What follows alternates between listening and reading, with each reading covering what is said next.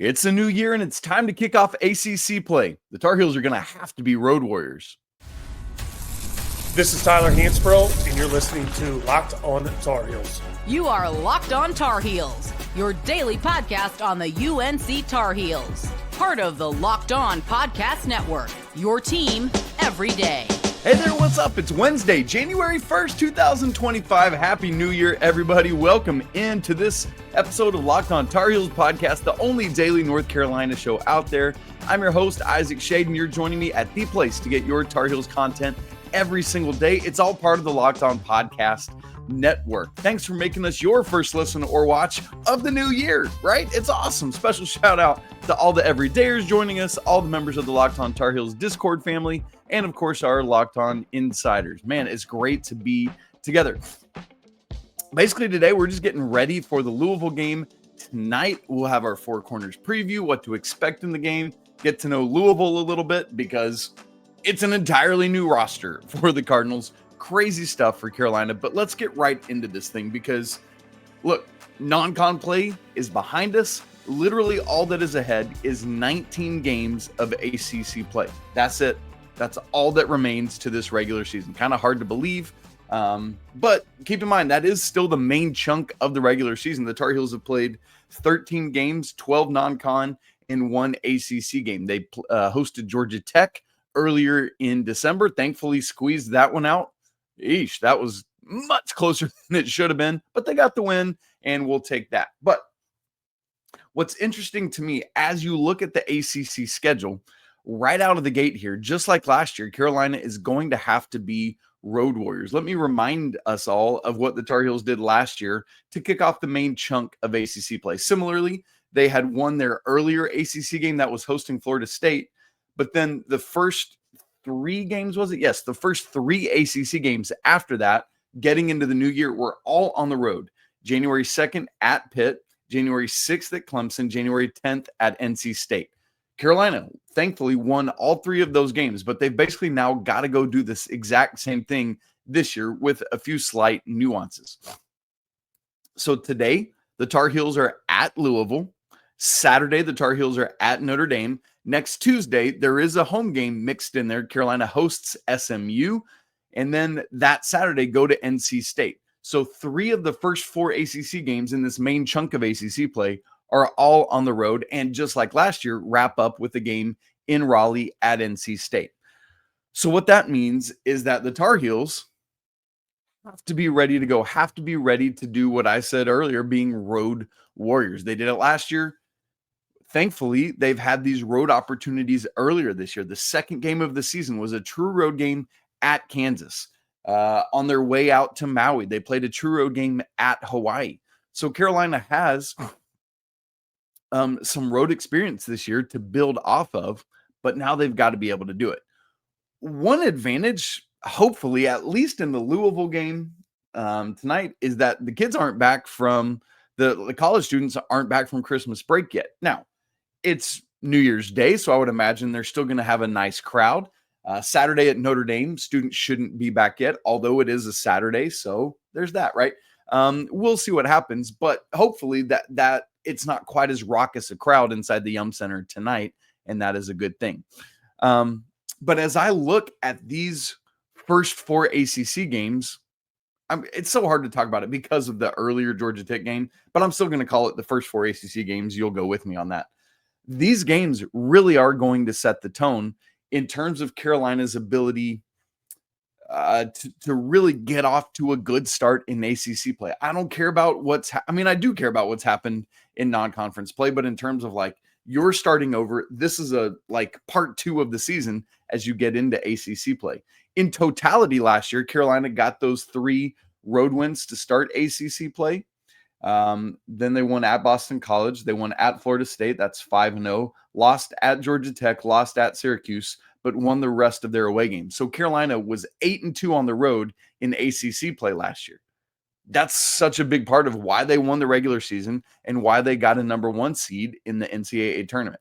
If Carolina wants to even sniff winning the ACC, it's got to start right here, right now at Louisville tonight. Now, part of that is we talked on yesterday's show when we did our New Year's resolutions for the Tar Heels. One of the things we talked about was looking at the statistical discrepancy between the first and second half. I think we're all aware that Carolina has been a second half team. We've seen the big holes the Tar Heels have gotten in, getting down by double digits in so many of these games, and then making these crazy comebacks in the second half. So I finally dug into the statistics of it on yesterday's show. And let me recap just a couple of those quickly for you. Point differential. Carolina is minus 22 on the season in the first half, plus 118 in the second. Field goal percentage, 42.6 in the first half, 52.8 in the second half. 2-point field goals, 52.8 in the first half, 62.4 in the second half. They're shooting over 60% from two in the second half of games this year. And then 3-point percentage, first half 26.1, second half 37.1. So almost 40% from three in the second half. And then limiting turnovers, first half 86 turnovers committed this season, second half just 57. That is nice that Carolina is doing so well in the second half, but that trend cannot continue, especially building on the conversation we've just had about being road warriors. You want to win on the road, you have to start well. You've got to take whatever crowd is there, you've got to take them out of play early. And then you've got to sustain that. Like, it's not that I'm saying you got to flip what you're doing in the first and second half. It's you got to take the second half, bring it to the first, and make that a full 40 minutes. That's what we're looking for from the Tar Heels. And I think critically as part of that for this game is, as I record this on New Year's Eve, we don't yet know Seth Trimble's status for tomorrow's game. That's something certainly we need to keep an eye on. Will he be able to play? Thankfully, Ian Jackson stepped into the starting lineup in his place and had a game against Campbell. But this is now ACC play, and I expect Ian to play well, but you need Seth's veteran experience to really, really help against the Cardinals. So that is something critical, I think, to helping get off to that hot start. Speaking of Louisville, let me say a few things about them. We're going to get to know them more later in the show, but here's two things I wanted to go ahead and say here in the first segment. Number one, finally, the Cardinals are not embarrassing. You might recall that the past two seasons, things have not gone well, and that's putting it very kindly for Louisville in the Kenny Payne era, that 2 years that they were with him. 2 seasons ago, his first year, Louisville, you might not remember how bad this was. They were 4-28 overall, 2-18 in ACC play. Last year, it got a little bit better, but not by much. 8-24 overall, and still just 3-17 in ACC play. So under Kenny Payne, in Louisville's 40 ACC games, they were 5-35. That's so sad. Like like I can't wrap my brain around that. And so finally, they're back to some level of respectability this year, and that is a good thing. Louisville actually has a winning record right now. We'll get to that later. But it's just one of those things where Louisville is one of those programs where college basketball is better when Louisville is good. And seeing them as a cellar dweller is befuddling to me. So part of this turnaround is that literally their entire roster is new this year, whether by transfer or incoming freshman, and only one of the players is an incoming freshman. The vast majority of this team is transfers. Here's the previous location of everyone that's played 2 or more minutes a game for Louisville this season. Chucky Hepburn, Wisconsin. Javon Hadley, Colorado. Terrence Edwards, James Madison. Rain Smith, Charleston. Noah Waterman, BYU. Kason Pryor, who's injured, won't be playing, but he's from South Florida. James Scott came with Pat Kelsey from Charleston. Corin Johnson, Washington. Abubakar Traore, Long Beach State. Kenai Ruths, the lone freshman, and Frank Anselm from Georgia. From all over the place. And a lot of those guys, this isn't just their second stop. This is their third or fourth stop, basically. And I'll say more about that later, but this is a wildly new roster for Louisville. And so we'll keep our eyes on that. All right. RJ Davis, Elliot Cadeau against Campbell on Sunday night really got back on track. Was that just a one-off, or was it a new trend? All that and more coming up in our Four Corners preview. Right after I tell you about Game Time, man, I don't know about you. I love going to live events, whether sports or music, theater, comedy. I love it all. And one of my favorite moments from 2024 as I look back was being in the Dean Dome to see RJ Davis set the scoring record for that building. The energy, the excitement, unforgettable stuff. Well, what I love about Game Time is now they've made it easier to get tickets to moments just like that with this new feature, Game Time Picks. The feature filters out the fluff to show you only incredible deals on great seats so you don't have to waste time searching through all the other stuff. Recently, for Christmas, I was looking for tickets to get my family to see Dude Perfect, who's going on tour this year, and I used the Game Time app. Literally, we bought tickets through Game Time for this. And with Game Time Picks, I found amazing deals on those seats. I could even view, like, how will we see it? What will it look like? Because there's that view from your seat in the app. Man, such good stuff. Or let's talk Carolina basketball. First ACC home game, or really, I guess, second, but the next ACC home game is against SMU next Tuesday. How about this? The cheapest ticket on Game Time's app is $8 to get in the building right now. But there are seats in the lower bowl on the baseline I found for $66. Go check all that out. Take the guesswork out of buying tickets with Game Time. Download the app, create an account, and use code LOCKEDONCollege for $20 off your first purchase. Again, create an account and redeem code LOCKEDONCollege for $20 off. Terms apply. Download the Game Time app today. What time is it? It's game time. Four Corners preview. Here we go to get ready for the Louisville game. Number one, RJ Davis, Elliot Cadeau are key in this game. Both of these guys who have, kind of been waffling, struggling a little bit through the season, returned to the form we expect of them on Sunday night against Campbell. For Elliot Cadeau, a career-high 12 assists, was getting to the basket a bunch. For RJ, man, he just looked like himself. He was smooth, calm, hitting shots, contributing to that win in other ways. The question for me, was that just a one-off? Was that just like, hey, it's Campbell, and so these guys were cooking? Or was this an indication that they're both rounding into form and getting things figured out ahead of ACC play? The not just hope, but the expectation is that the latter is true. That for these guys, they're really now getting going. And I put that at spot number one here in our Four Corners preview, because as you go on the road to start ACC play here, their veteran experience, particularly RJ's, is going to be critically important for North Carolina's success.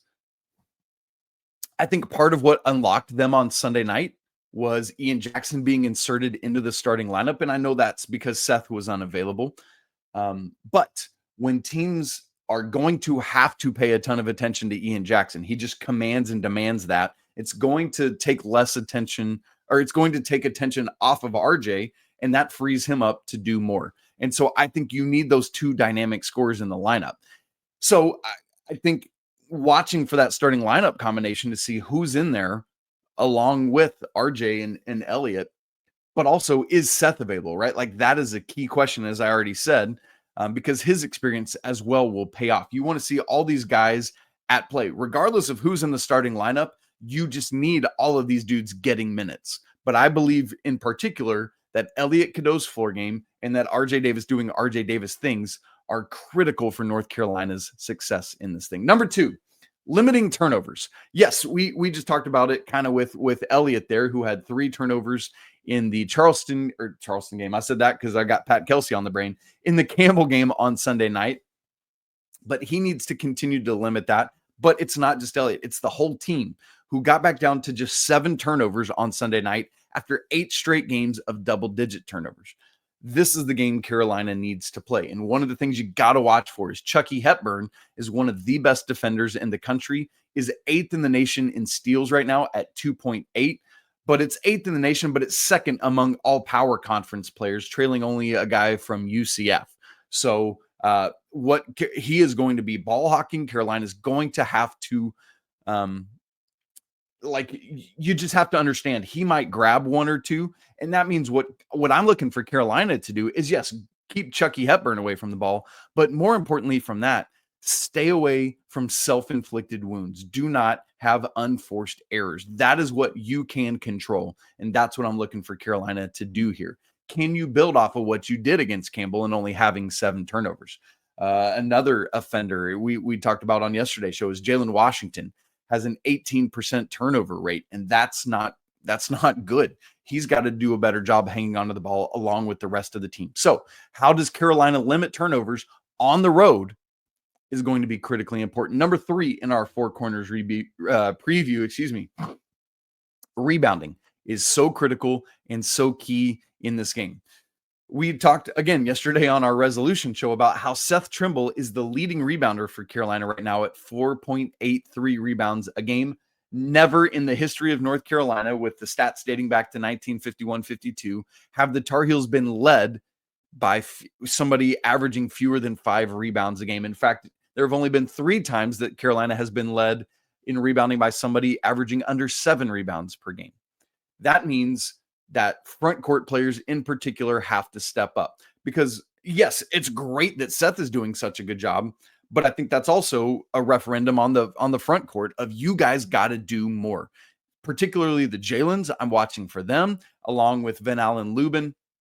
And then with Ty Claude, obviously when he's in, he's doing it. He just doesn't have as many minutes or opportunities as the other guys. So that is critical. Now, part of this and why I bring rebounding up specifically as we talk about Louisville is there's not many statistical areas where they stand out as being like really high level, but rebounding is one area where they do excel. Their offensive rebounding percentage is 35.3%, which is 39th in the nation. And I know that's not like top 10, but being top 40 in anything in a sport that's got 364 teams is a big deal.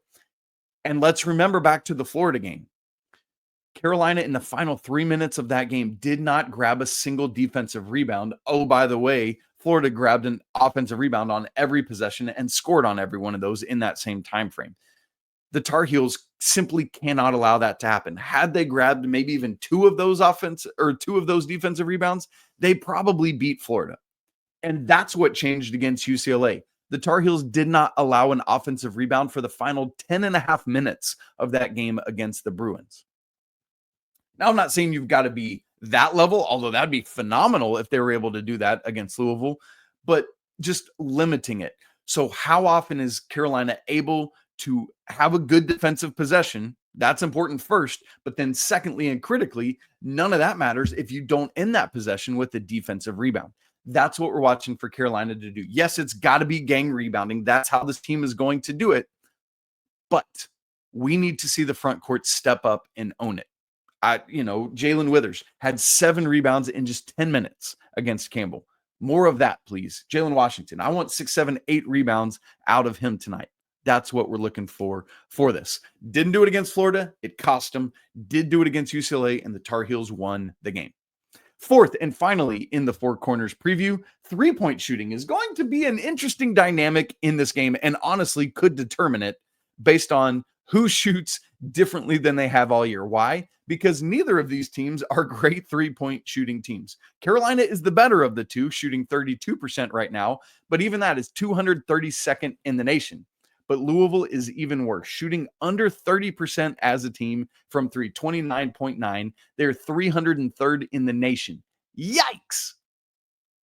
But here's what's really wild to me about Louisville. When you start digging into their numbers, check this out. Yes, they are only 29.9% from 3, but they get 37.3% of their points from 3. That's 60th in the nation. Why? Because the Louisville Cardinals, who shoot under 30% as a team, are taking the 5th most threes in the nation. That doesn't add up to me. That y'all got to recognize that you're not shooting well, but you keep taking them. At some point, that's a terrible recipe for success. So what does Carolina need to do? Stop twos, stop penetration, don't allow post entry, and just live with Louisville taking a bunch of threes. Yeah, they might hit some, but statistics say they're going to miss the majority of them. But here's what's wild to me. Louisville is 358th in the nation in the number of 2-point attempts they take, but they are 46th in the nation in 2-point percentage. So Louisville, when they do take twos, are converting them at a high rate, but they don't take many. But 3-pointers, they're jacking them up like crazy and missing them like crazy. I mean, I feel like good coaching is just to look at that and say, hey, maybe we dial it back on our threes and find a way to get more twos, which is what the Tar Heels are trying to do. Oh, by the way, but let's live and die by the three in this game in terms of what we allow. Like, back off, kind of clog the lane, force them to take threes, still contest them. But man, you can live with that. Isn't that a wild data? Taking so many threes, not making them, not taking many twos, but making a whole bunch of them. I don't know, but we'll take it more of that. So the question though, which of these teams can outshoot their season average from three? Whoever's able to do that might win this game. All right, I do want to help us get to know Louisville a little bit better, get us ready for the specifics of the game, and give my game prediction. All that coming up in just a second. Right after I tell you about FanDuel, the NFL playoffs, man, they're almost here, but it's not too late to get in on the NFL regular season action with FanDuel. 1 week left with America's #1 sportsbook in the regular season. Because right now, new customers can finish the season strong with $250 in bonus bets if your first $5 bet wins. What I love about FanDuel is they got so many different ways for you to pick up a W. You know, we've got today more CFP games. There's all sorts of cool lines and odds and stuff like that. Or in college basketball, odds to make the Final Four. Carolina has slipped pretty far, as you would expect. Plus 1,500 to make the Final Four right now. That's tied for 21st in the nation. The top four teams, Auburn plus 110, Duke plus 150, Tennessee plus 220, and Iowa State plus 240. If you want to get in on any of this great action, do it all at FanDuel.com today. That's FanDuel.com for your chance at $250 in bonus bets. Make every moment more with FanDuel, an official sportsbook partner of the NFL. All right, let's wrap things up today, getting ready more specifically for this game. North Carolina at Louisville tonight, Wednesday, January 1st, 6 p.m. ACC Network in the KFC Yum Center. No FanDuel line yet as I record this, but at KenPom, the Tar Heels are favored, but it's only by 1 point. That means this is going to be a close game, and little things are really going to matter. So everything we just talked about, turnovers, rebounding, three-point shooting, all of this stuff is critical to Carolina's success. Series record all-time, the Tar Heels lead 20-7 over Louisville, including a 5-game winning streak. Yeah, Carolina has won 5 in a row against the Cardinals, 7 of the last 8. And in the Hubert Davis era, the Tar Heels are 4-0 against Louisville. Let's keep that going. Already mentioned it, but Louisville's brand new coach is Pat Kelsey, who comes over from College of Charleston. The Tar Heels played Pat Kelsey in Charleston, and so kind of familiar with him and how he plays. Louisville, similar to Carolina, not ranked right now. They were picked 9th in the ACC preseason media poll, so right there in the middle. Remember, there are 18 teams right now. Louisville, as we talk, is 60th in the net. That means this is a quad 1 game. When you're on the road, quad 1 extends all the way to teams ranked 1 through 75. So it was a good opportunity for Carolina. Remember, in the ACC this year, there's not going to be a ton of them. So not only is it critical to take advantage of this as a road game, but it's critical to get a quad 1 win. Remember, Carolina has played 7 quad 1 games, and they're 2-5. Thankfully, all 5 losses are in quad 1, but this is where you can start making up for that by getting some, what I'd call fringe quad 1 wins, right? Louisville is a team right on the edge of quad 1. And unfortunately, if you beat them, it's probably going to knock them down a little bit. So it's like, can we beat them by just a couple points to keep them in that top 75, but also pick up a quad 1 win and get to 3-5 in quad 1. At KenPom, Louisville is 59th. Their offense is 51st. Defense is 78th. Pretty similar at Torvik, 53rd overall. Their offense 42nd and their defense 73rd. Louisville's results so far this season, they're 8-5 overall, 1-1 in ACC play. Their 2 best wins are both in the battle for Atlantis. They beat Indiana and they beat West Virginia in overtime. Neither of those teams are all that like, woo, this year. They're kind of middling, and that's where Louisville is. So, I mean, it's good to win those games, but it doesn't tell me a ton. Their ACC win was at Florida State, which is great to get a road win. But again, doesn't tell me a ton because Florida State's not very good. Speaking of which, did you see all this news about Leonard Hamilton getting sued by 6 of his former players? That's crazy. Anyway, that's off topic. Let's get back to it. Their losses in non-con play were Tennessee, Oklahoma, Ole Miss, and Kentucky. All understandable losses, all SEC losses. Isn't that interesting? But the SEC is absolutely loaded this year, and each of those losses, again, understandable. And then their ACC loss is at home against Duke. Also understandable. Duke won that game pretty comfortably there. So again, Louisville 8-5 right now. Truthfully, it's hard to know what to make of them based on their schedule because they've done essentially what Carolina has done in a lot of ways. Players to watch. Let me give you some names to know. We already named them just in terms of where they transferred from. But let me tell you who's playing the best. Chucky Hepburn. We talked about him and his defense. He's also the leading scorer, 15.2 a game. Terrence Edwards, the James Madison transfer, 14.7 points a game, the second leading scorer. So those are the two guys you really got to shut down in the starting lineup. But Rain Smith, also 13.1 points per game. So Louisville's got three guys at 13 or more points a game. And then their other double-digit scorer is Javon Hadley at 10.2.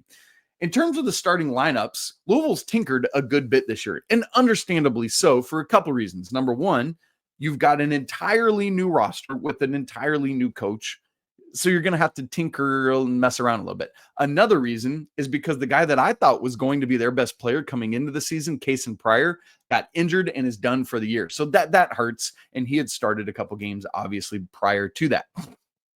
But in the last two games, here's what Louisville has gone with, which is also a lineup they used twice earlier in the season. So 4 total times, this has been the starting lineup. Terrence Edwards, we just talked about him, the James Madison transfer. He started 10 of the 13. Noah Waterman, who comes over from BYU, has started 11 games. This is actually his 6th year of college. Started 1 year at Niagara, 2 years at Detroit Mercy, 2 years at BYU, and now he's at Louisville. And then James Scott, who came with Coach Kelsey from Charleston, has started 9 games. 2 guys that have started all 13 are Chucky Hepburn, the Wisconsin transfer, and Javon Hadley, who came over from Colorado. So that's who started the last couple. We'll see what happens. A couple other things to know about this game and about Louisville. They don't use their bench much. Carolina has been doing that more this year. We've talked about that some, but Louisville is kind of in that territory where Carolina has been the last several years. They use their bench 23.4% of the time. That's 346th in the nation, so really low in that.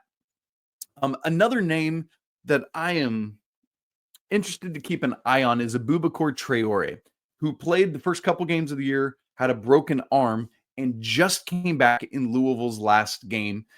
Played 5 minutes in that game. It's one of those where you're just kind of working him back in, trying to get strength back. So I'm really curious to see what role he plays tonight. Somebody to keep an eye on at Long Beach State. He averaged like 10 points, 8 boards. Obviously a lower level, but he's a 6'5" guy, somebody that can affect things really well. And I think we just talked about not using their bench much. As he works back into the rotation, that's obviously going to impact and change that number. But the question is, how ready to go is he, and how many minutes will he play? I would imagine he's on a pitch count, if you'll allow me that phrase. But in those minutes, will he impact the game? That's something to keep an eye on. The other thing I'm really curious about for this game is the Jalen Withers of it all. Jay Witt he started, multiple games at the beginning of the season, played just 10 minutes against Campbell. But this is his former team. And last year, that was like his best game of the season, ultimately. And, is he able to turn on that magic again? Go back home to the Yum Center and do work. It's, again, literally an entirely new team and a new coaching staff. So nobody he played with or for is there. So that changes those dynamics. But still, you want to go in against your former team and do work. When he is active and athletic and doing stuff, man, Jay Witt can really impact a game. So keep your eyes on that. How much does he play and how effective is he in those minutes? All that said, Carolina going to Louisville. The Tar Heels need this win. I think they are the more talented team. I think they're the more connected team, but it's all going to come down to, in particular, this start. If Carolina can get out and going, I think they win this game. Give me Tar Heels by 5 over Louisville. What are you going with? You got the Tar Heels to win or not, and cover or not? All right, guys. Again, Happy New Year to you all. It's crazy that 2025 is here. We will be live together after the game tonight, so make plans to come join in as part of your New Year's Day celebrations. If you haven't subscribed to the show on video and audio, make sure you do that. If you haven't joined Locked On Tar Heels Insiders and Discord, those links are both in the show notes. A great way to get even more connected with the show. It's always a great day to be a Tar Heel. We'll talk again tonight after the game, but until then, peace.